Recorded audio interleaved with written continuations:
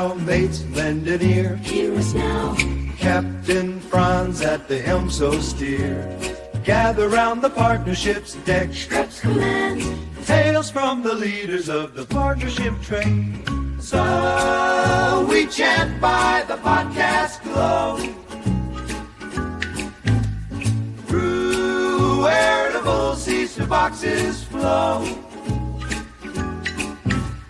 Dar die. Hoist the sail.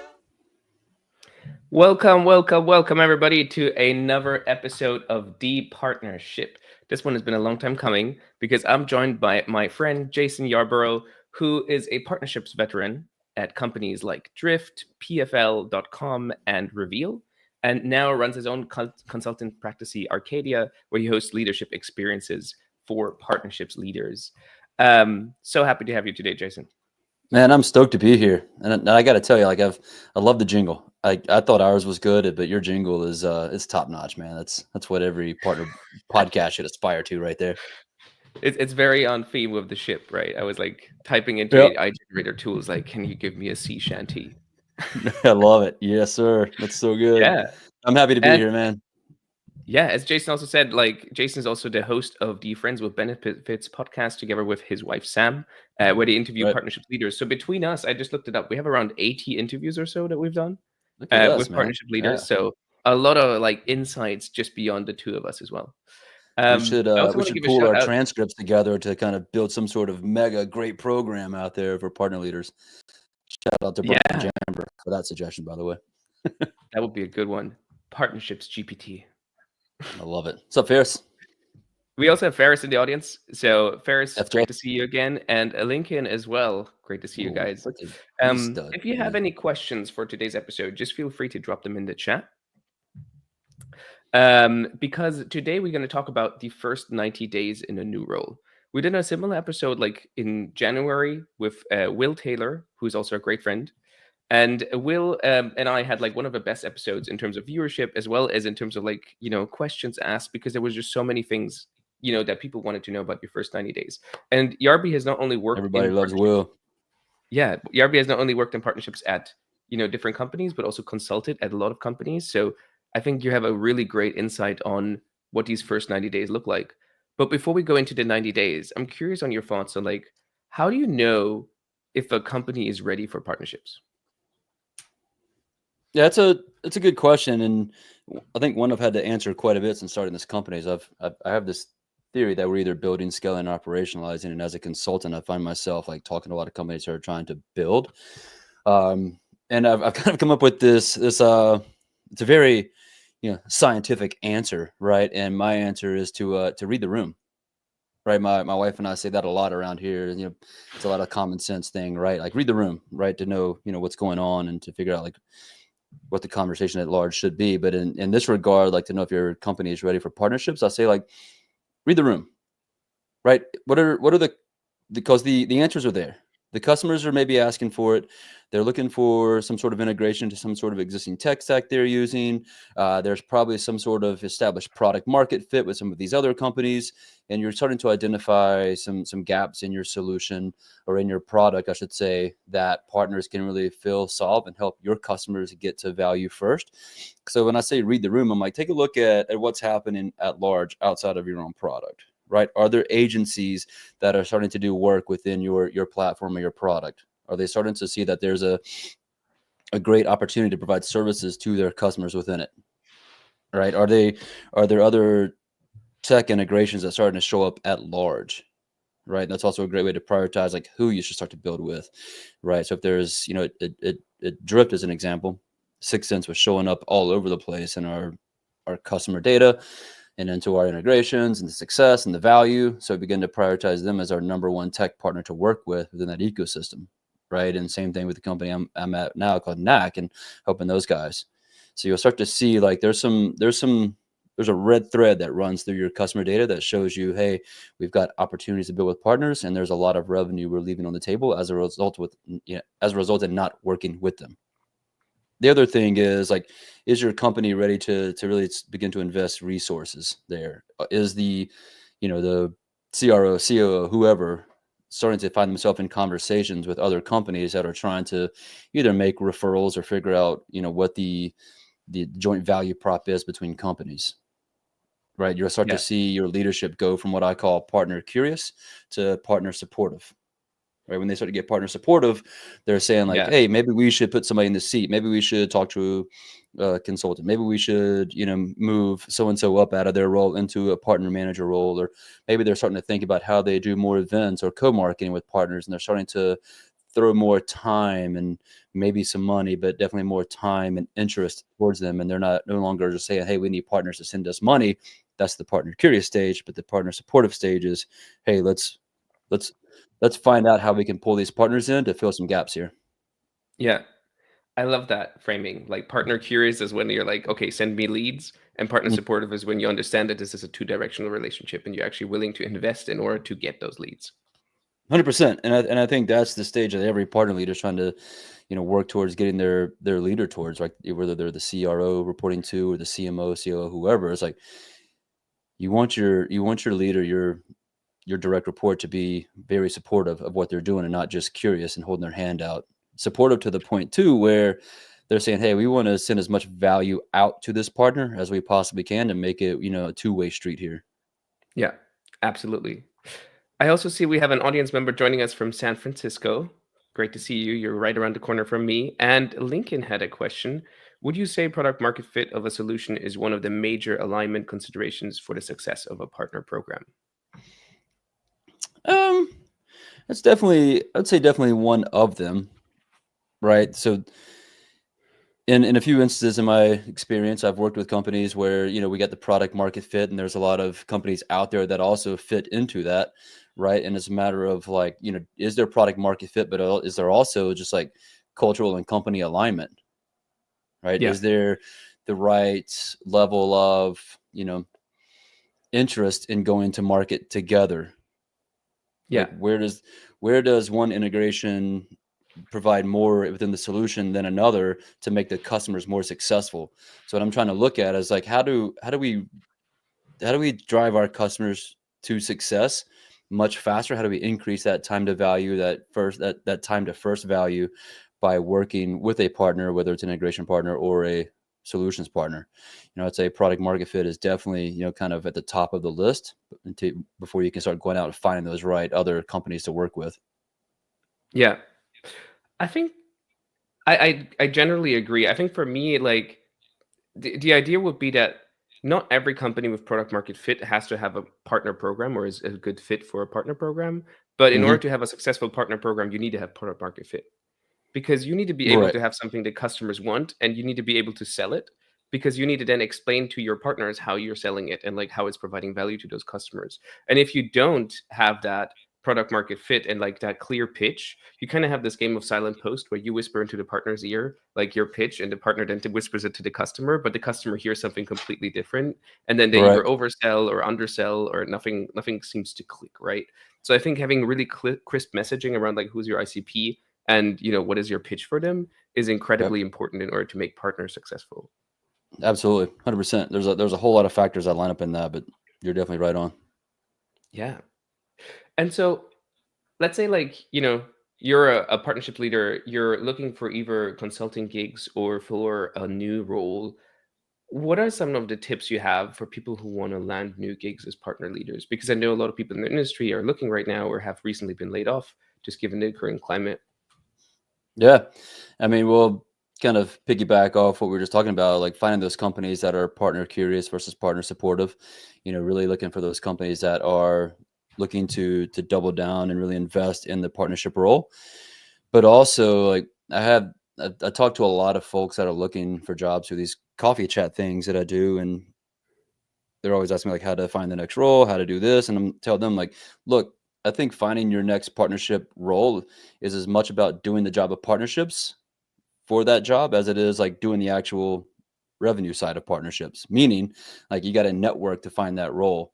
And there's a lot of great people out there right now looking for jobs. And there's a lot of people as a result that are, tapping people on the shoulder. Like, you've got some friends out there like, Corey right now who are out there on the hunt. They just made a LinkedIn post by being open to work. And He's doing the due diligence to work with every person within his network, every potential partner that he might have in his own personal network to identify and land that next role. And that's also like how I found myself in a few conversations for Arcadia from a consulting perspective, right? It's like I'm trying to network or help and get myself in as many conversations as possible. And as a result, you find out who's doing what.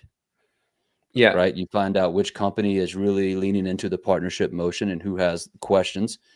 And I think, as you're starting to look and discover, if you lead with curiosity in these conversations, then you'll find the right next place. Meaning, like, really understanding either the person or the company you're talking to. As you start to lead with curiosity, treat this as a discovery and trying to find ways to help, like they're going to be more willing to continue that conversation with you and to find ways to help you and to give you as much insight as possible.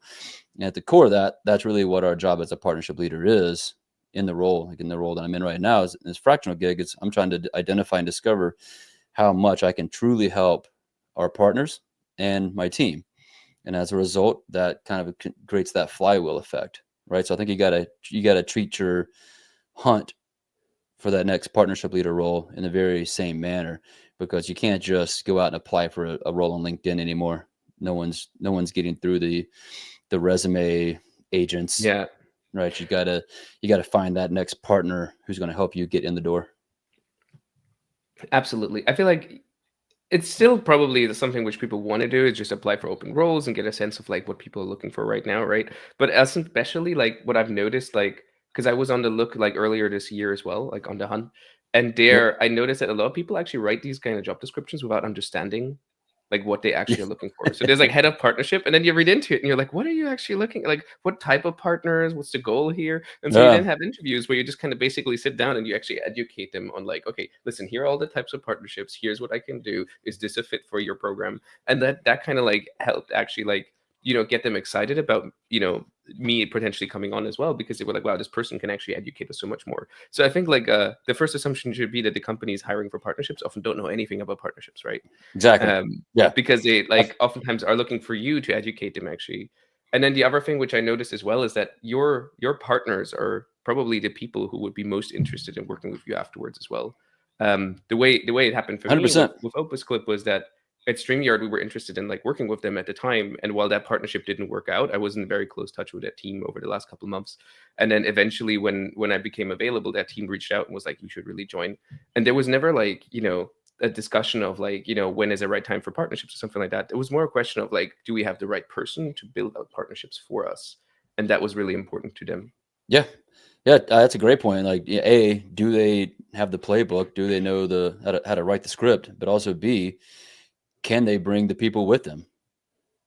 Right. And in these conversations, like that's why it's so, I think, so important to build a partner program that's just so valuable for your partners. Because when you go to the next place, if you stay in that kind of same industry, which is another thing I kind of encourage people to do, is like understand your industry fit, because you can bring partners with you and you can kind of be not necessarily an instant pipeline drop, but you're going to ramp it up much faster, because now I can bring partners with me. I try to stay in the MarTech space, and I know which partners I can bring over with me into which companies, and then I can kind of get them ramped up quickly because I've got their trust. They know how I build, what I'm building, and how I, value them.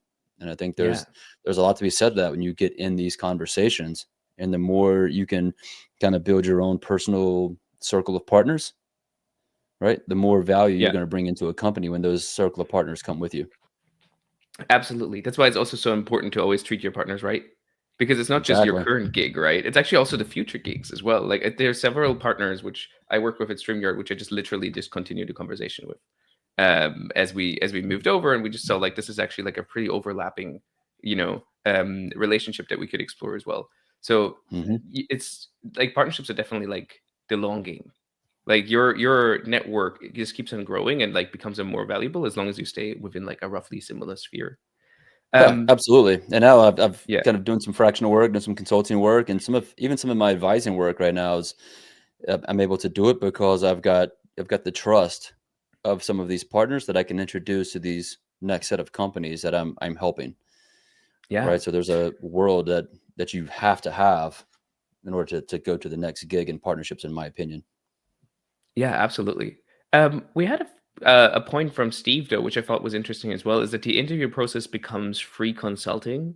I wonder if you ever encountered that, and like, how do you draw the line between like, this is where I'm educating you on like what I can do, and then now you're just trying to get free consulting because you just keep on scheduling more interviews or keep on scheduling more discovery Right. calls. I mean, I'm all about giving the knowledge away for free. That's kind of why I share so much on LinkedIn.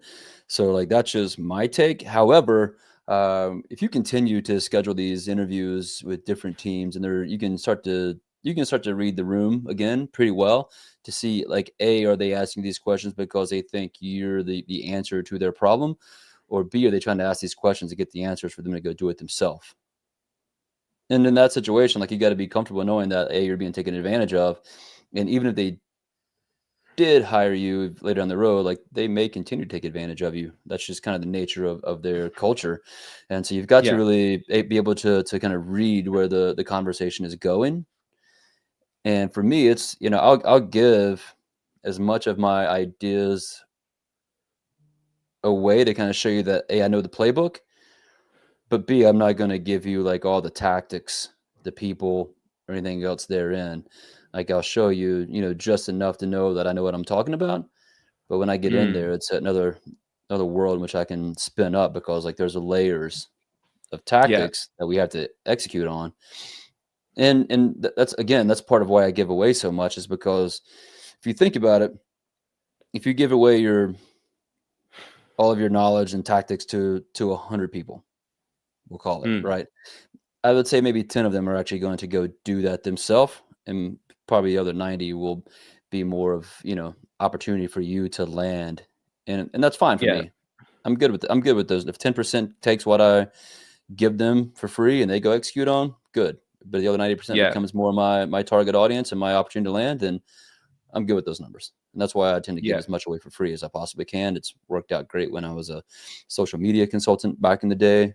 Works out great now that I'm doing partnership consulting. So it's how I operate. Yeah, definitely. I think that's an important point, is like if somebody is like taking advantage of you with free consulting, maybe they're just not a good fit. Maybe you don't want to work with them anyways, right? Like maybe it's Gotta important be to willing just to like walk away. recognize that and then just be ready to walk away. And then to I've your talked other to a lot point, of people yeah, that get it themselves in those situations, and it's tough to give this feedback, and also I'm sure it's tough to hear on the other side, but you got to be willing to walk away. You can't be so desperate to land something that you're willing to be taken advantage of, and to yeah, kind of go the distance and to just kind of be shut down, right? I've walked away from some really great opportunities that had really nice paychecks associated to it, but it didn't feel right. yeah, And it was during a time where I was looking, and I kind of turned them down because it just didn't feel right. I felt like I was, going to be completely taken advantage of in this company and just run ragged. And I was willing to walk yeah. away and begin to start over. Absolutely, yeah. I think there's also another benefit in giving away your knowledge in the beginning, right? Like oftentimes when you have these calls, people are like, "Oh, I can help you, but I'm not going to tell you how until you pay me." And that feels like very fishy because you like don't know if they can actually help. Versus if you hit them with all your good stuff immediately, like just all your best stuff in the first 15 minutes, the I think people are just going to assume that there's a lot more like that, Yeah, right? They're gonna be so wowed, and they're gonna be like, "Wow, there's probably a lot more like it," which hopefully there is, right? But even if there's not, like the first impression is so important, and if the first absolutely. impression is like you provide an insane amount of value, I think that gets them much more excited about partnerships and about working with you as well. Yeah, I totally agree. Yeah. We have a comment from Drew. Drew, great to see What's you. up, Drew Drew? was at the SF meetup on Tuesday. Karma is real. Good free advice should come back to you, and I totally agree as well. Like it is Yeah. a flywheel. People will remember you as the person who's really good at their job. Um, we have Ferris with a question on any tips for the right way to build community when building a partner program. Interesting. That goes a little bit I more into like the implementation on the job site, right? if I'm reading this question correct, I love this question. But here's my answer to how I'm perceiving this question, Ferris. And this is something that Nick Sal, we call him. I can never say his last name. We did a great job of this at Drift, right? So we treated our partner program as a community, right? So once a month, we would invite all partners to Partner News Hour, and it would be tech partners, agency partners, alliances partners were invited, right? And we would invite them all to this call to share working knowledge between partners, sharing integration partners to agency partners. Like, we were trying to get them all connected and working together so they could better understand who was doing what and how to be most successful as a partner within this partner program. And I love that play because it got partners talking back and forth, and also allowed us to highlight a solutions partner, highlight an integration partner to the other solutions and integrations partners so they could see the work that they're doing, but also understand if there was work to be done amongst each other. And oftentimes you would find some of the partners kind of, cross collaborating and working together, where one agency might have a gap another agency filled, or one tech company would work with another agency. And so these agency partners were getting to work with some of our tech partners when they wouldn't otherwise have got an introduction to them. And the goal there was to like create this whole ecosystem, especially with our top tier partners like Drift, 6 Sense, Sales Loft, to make sure the agency partners in our ecosystem were also top agency partners of those solutions, because we knew that when you turn those three on in some sort of sequence, the time to value was much faster. Yeah. And so if you get them working together as a community, you drive your opportunity that much faster. You drive your revenue, your pipeline, your time to value. It all increases significantly. Yeah, that's incredible. That's like the Champions League of partnerships, right? I actually have a graph in the book on partnerships where I talk about this. Like, a partner program is like you in the middle and everybody directs between you. It's like two directional relationships. And then the ecosystem is when your partners start working with each other. Like, they start building joint solutions, right? They start like collaborating with you, like Drift and 6 Sense and so forth, and like implement this as a holistic solution for the customer. That's like the Champions Absolutely. League. I once had a mentor tell me, like, you're a facilitator. You're facilitating all these things from the middle, and you're teaching each people how to work here, work there, and connect all these dots to make the bigger picture. And you got to be okay with like sitting in the middle and being the facilitator and watching the magic happen. Because when it happens, man, it is fun and it goes fast. Yeah, that's awesome. I also want to say quickly hi to Tyler, who has joined us as well. No gatekeeping information. I agree. Just give out all your information and, contribute to the pool of human experience, right? Like, make sure that the industry as a whole grows. I want to change gears now, though, and like talk about like what matters during your first 90 days. That's the topic of the show, and I want to make sure that we give it enough time, because I know you have like a really cool framework. How you're thinking about those first 90 days. Yeah, absolutely. And I think we were chatting about this not too long ago, but I've got a 30, 60, 90 plan that I share out to anybody that wants it. So shoot me a DM after.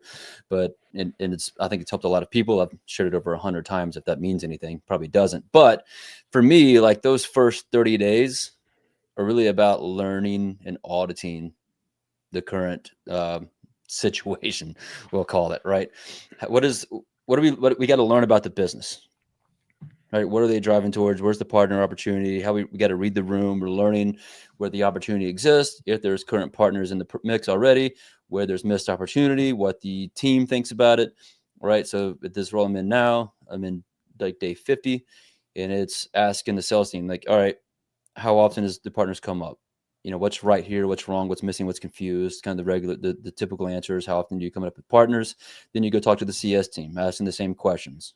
Right? Where can partners help you succeed? Where are you kind of missing the mark? Right? We're learning and auditing the business. And alongside that, we're aligning with the team.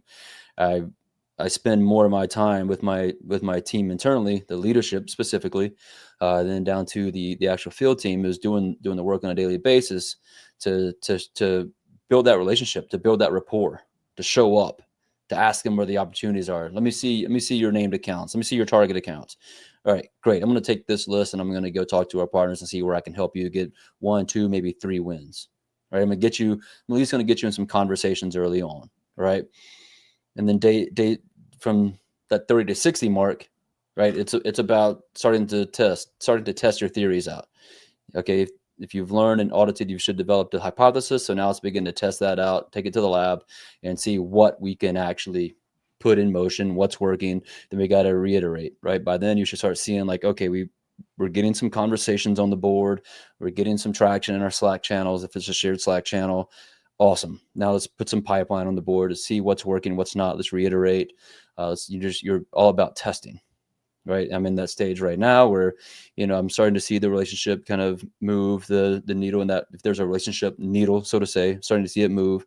And as a result, we're starting to get more and more and more opportunity with our partners coming in. Right. Yeah. We're getting trust with the team. They're seeing me in these meetings. I'm showing up where they're showing up. I'm trying to be a part of their daily activities. Right. Yeah. And the day 90 is about really how do you begin to think long term.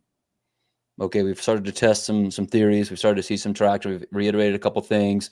We've got RevOps helping us build some stuff, and we're starting to see some pipeline go. Awesome.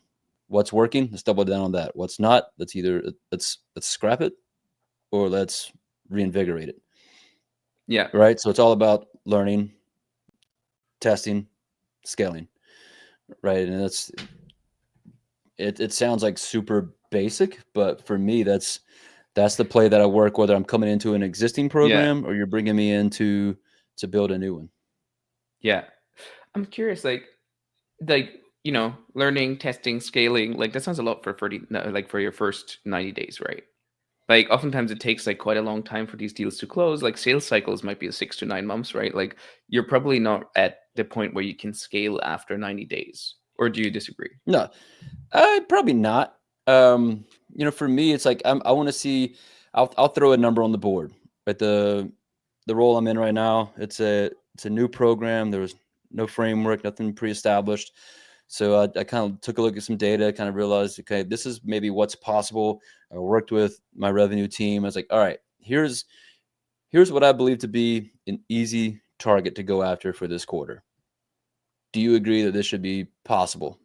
And I don't set anything like, I'm not setting a BHAG, a big, hairy, audacious goal or anything. I'm setting something that I can actually achieve because I want to see this program accomplish something. I want to feel that sense of accomplishment, but also want my team to feel that sense of accomplishment, whether it's a small number or not. Like, doesn't matter. You're accomplishing a goal, right? So set a goal that you can accomplish and at least, maybe even smash.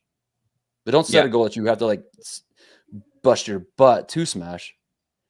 Right? Set a goal where you can win. Yeah. Right? Or maybe you're going to come in, you're going to take on a number already that's already pre-existing from a previous partner leader. Yeah. Right? Don't try to exceed anything other than like what's currently in place. Right? Yeah. Set a target, be focused. And I've been guilty of this. Coming to a new program, I'm like, I'm going to do all these things. I'm going to set this whole company on fire and like rebuild, and I'm going to do this. And no, like really scale it way down. Take a narrow strategic focus and really, really hone in on like what you can do and not try to do too much, even within that first 6 months. Yeah. Got it. You can do a lot when you just pare down. Like, I know we're getting close to our time here, but even at Drift, when I came in and took over the tech program there, it's like there were 70 integration partners, and it was Drift by God. We could have done a ton, but we looked at it. We're like, all right, we're gonna pare this down to we're gonna work with these 5 partners, right? Within those are the 5 we're gonna prioritize, and within that 5, I'm gonna spend the next 6 months just working with 1, maybe 2. That's what we did. We really, really, really got it good with 1 partner. Then we slowly introduced the second. And then as a result, we scaled that program. I mean, it sounds like a freakish number, but we scaled the tech side of the house about 500% in 18 months as a result. Wow.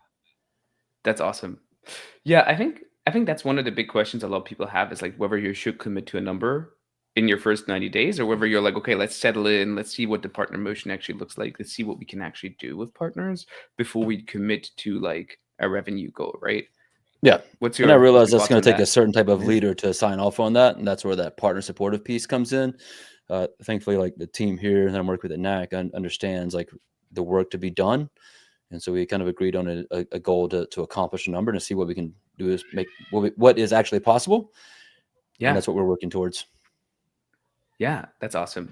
I wanted to ask one last question before we jump into like wrapping up the show, and that is just, should you focus on existing pipeline or potentially potentially unqualified existing pipeline, or should you just like take a clean slate and just say like I'm gonna start from scratch, ask all our customers what they want, and then figure this out? Because oftentimes when you go into a new role, you have like all these partners which are already reaching out, or the team is like, oh, we like this person was on life support for 6 months, we constantly just said to them like, oh, one day we'll do something. How do you think about that?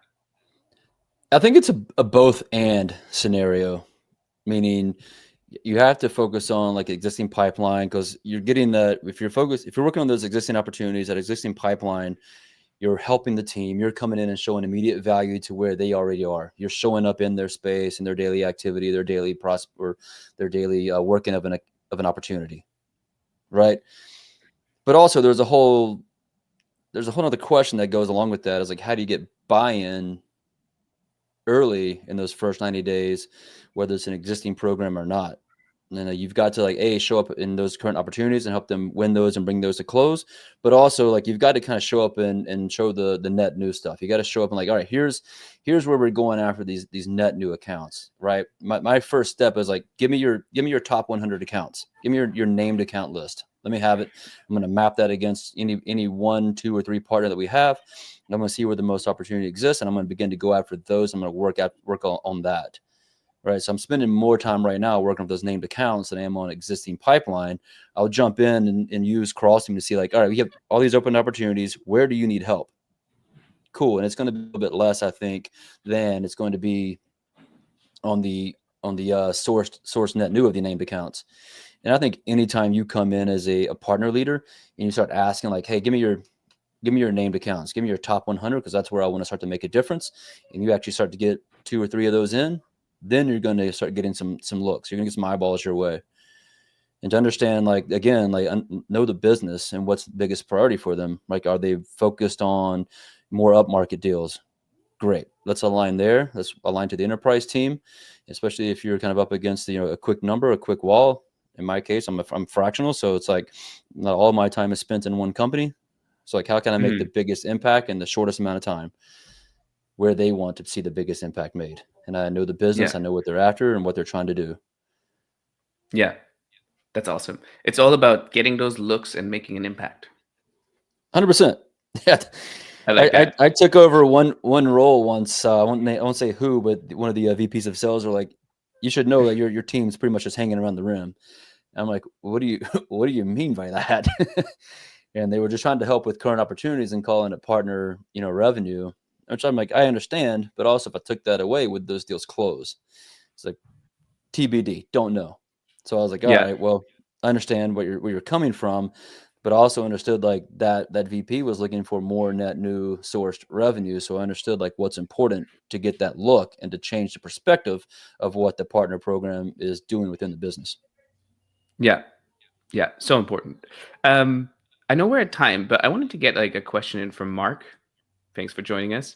How did you convince leadership to use Crossbeam or other account mapping tools, given the current compliance landscapes? And this is maybe like an easy question for you because you worked at Reveal, which is also an account mapping tool. Yeah. So, Mark, I've implemented Crossbeam Reveal 3 or 4 different times now. One of the 2, right, over the past 7 years or so, and I've come to kind of understand like what the business case could and should look like to get finance sign off on it, to get revenue sign off on it, and CEO sign off on it.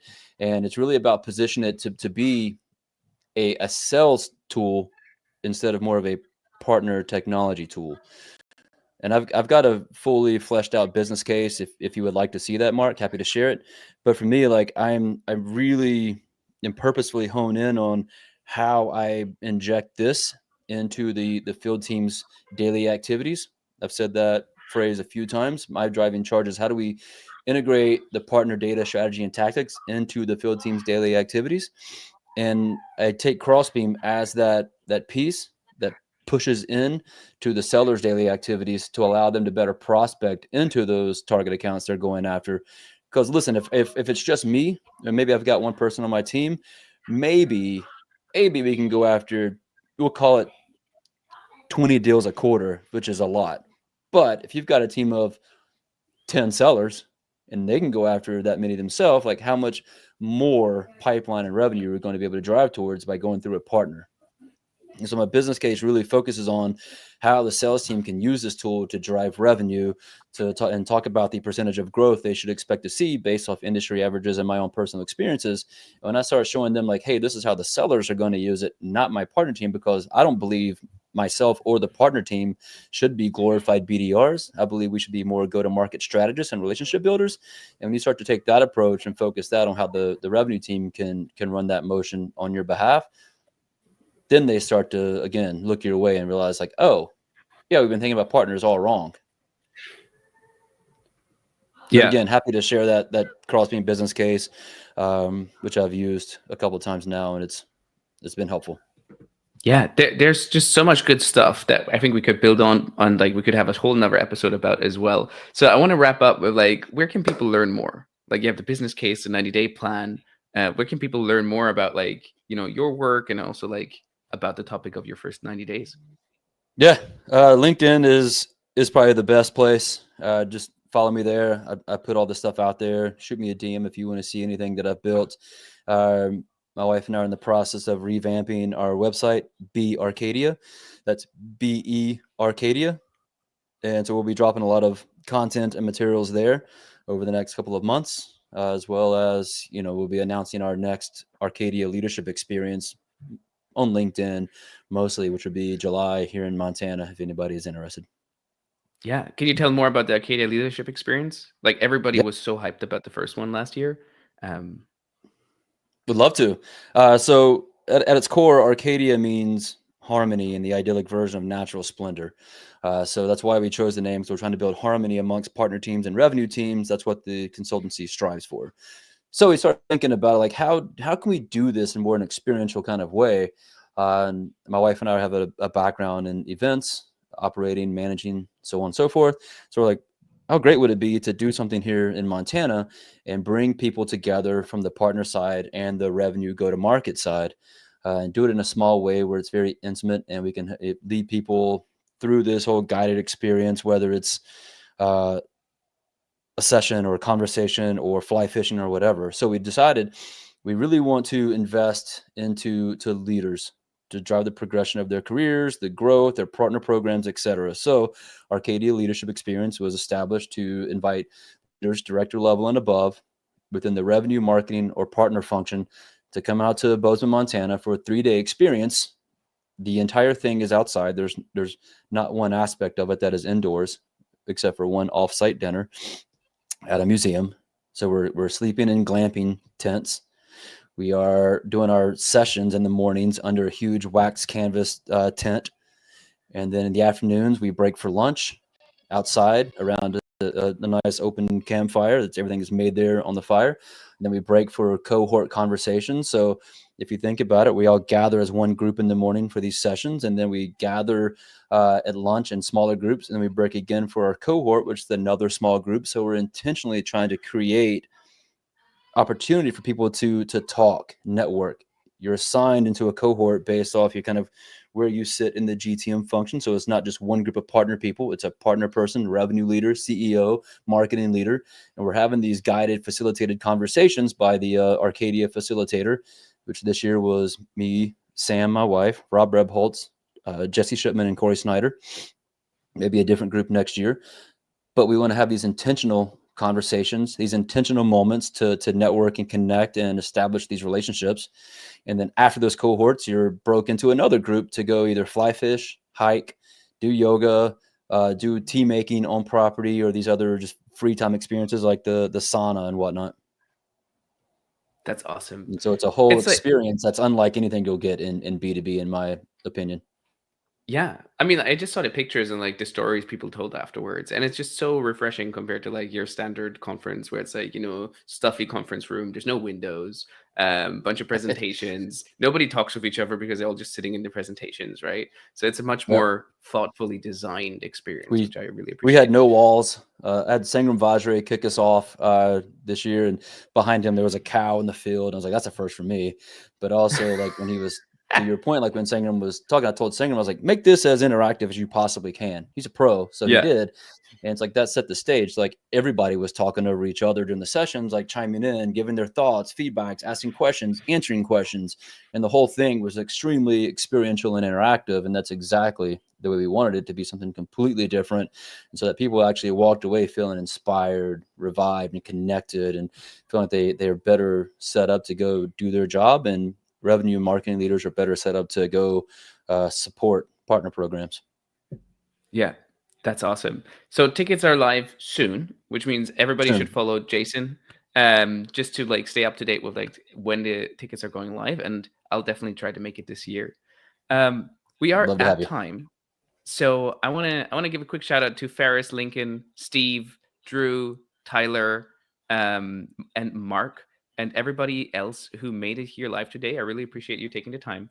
And I want to give a shout out to Jason as well for sharing your knowledge so freely with everybody to help the ecosystem grow. Really appreciate it. We'll be Absolutely. back in My pleasure. we'll be back in 2 weeks with another episode of the partnership. And until then, have a great day. See then. y'all. Bye.